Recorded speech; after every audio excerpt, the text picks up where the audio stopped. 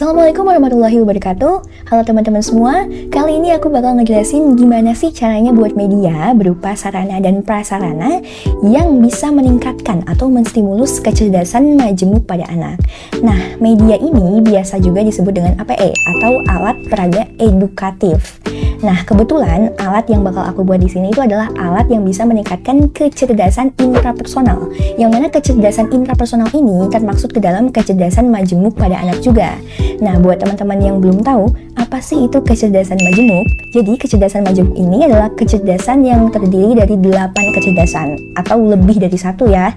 Bisa juga dibilang kecerdasan jamak. Nah, kecerdasan majemuk ini menurut pakar pendidikan Howard Gardner berarti kecerdasan yang terdiri lebih dari satu kecerdasan, atau terdiri dari 8 kecerdasan. Nah, tujuannya sendiri adalah untuk mengedukasi masyarakat bahwa pada dasarnya kecerdasan itu sama rata. Tidak ada yang lebih dan tidak ada yang kurang. Dan 8 kecerdasan ini ada kecerdasan linguistik atau kecerdasan verbal yang berhubungan dengan menulis dan juga membaca. Lalu ada kecerdasan logika matematika yang berhubungan dengan berhitung. Lalu ada kecerdasan intrapersonal, kecerdasan yang bakal aku bahas. Jadi kecerdasan ini tuh berhubungan dengan bagaimana sih caranya agar anak dapat memahami emosinya atau dapat memahami perasaannya sendiri. Dan kecerdasan ini tuh berhubungan dengan kecerdasan afektif ya, kecerdasan yang berhubungan dengan emosional itu sendiri. Lalu yang keempat ada kecerdasan interpersonal, di mana anak ini akan memiliki kelebihan untuk bisa menggerakkan orang lain dan juga memiliki daya komunikasi yang baik. Lalu ada kecerdasan naturalis, kecerdasan yang berhubungan dengan alam dan juga berhubungan dengan lingkungan.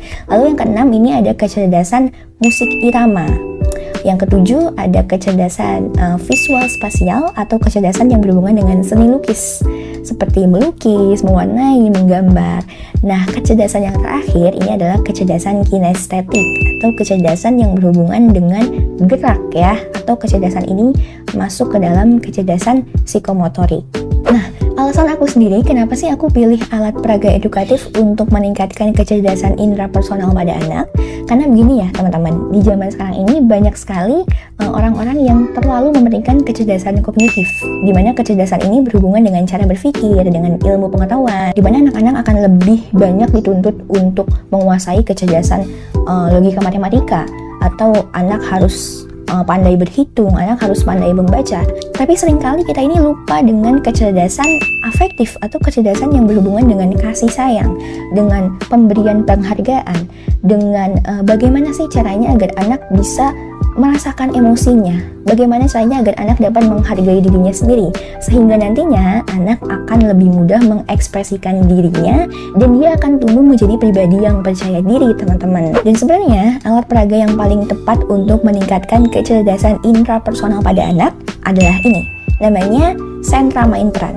Tapi aku nggak bakal pakai alat peraga itu karena aku rasa alat peraga seperti itu membutuhkan estimasi biaya yang besar dan juga membutuhkan banyak anak untuk bermain alat peraga itu. Jadi di sini aku akan menggantinya dengan ini. Ini adalah gambar yang terdiri dari macam-macam perasaan. Ada perasaan senang dan ada perasaan sedih.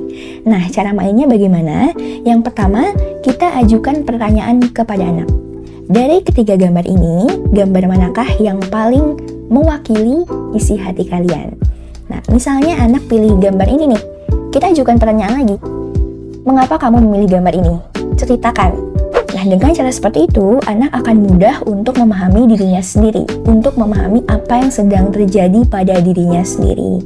Dia akan mudah juga untuk berkomunikasi dan tampil di depan umum, serta mengekspresikan dirinya, teman-teman. Terus buat teman-teman yang tanya, kenapa sih ada hadiah di sini? Nah, fungsi hadiah ini adalah sebagai reward atau sebagai penghargaan untuk anak-anak yang berani maju dan berani menceritakan dirinya, teman-teman. Yang mana pemberian reward ini masih berhubungan dengan kecerdasan afektif juga. Nah, buat teman-teman yang penasaran gimana sih caranya buat alat ini dan berapa estimasi biaya yang dibutuhkan untuk membuat alat ini, simak terus videonya sampai akhir.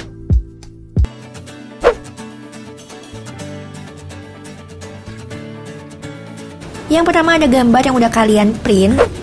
Yang kedua ada hadiah, bebas hadiahnya apa aja. Terus yang ketiga ada stick ice cream, ini aku bekas dari kerajinan. Yang keempat ada gunting. Yang kelima ada solatip. Dan total biayanya adalah sebesar Rp7.000.